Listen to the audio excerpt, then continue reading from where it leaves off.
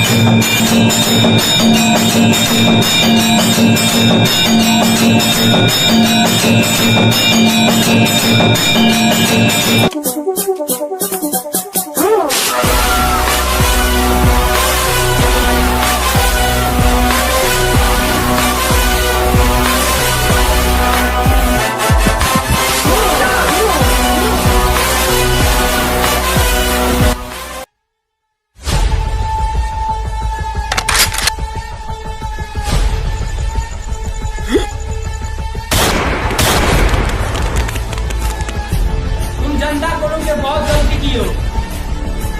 ये मेरा पैसा है, मैं इन सबको लूट लूंगा।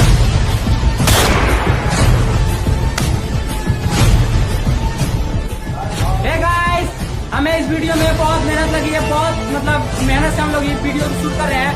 और हमारे गांव ग्रामवासी जो लोग हैं, यहाँ पे हमारे बाबा लोग, चाचा लोग यहाँ पे सब लोग बैठे हैं।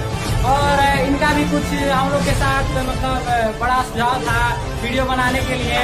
और हमारे सब फ्रेंड्स और जो हमारे गांव के लड़के हैं इस वीडियो को शूट करने में हमारी मदद कर रहे थे। तो आपसे इतने है कि इस वीडियो को ज्यादा से ज्यादा शेयर कीजिए। हमारे चैनल पे ना तो प्लीज हमारे चैनल को सब्सक्राइब कर दीजिए।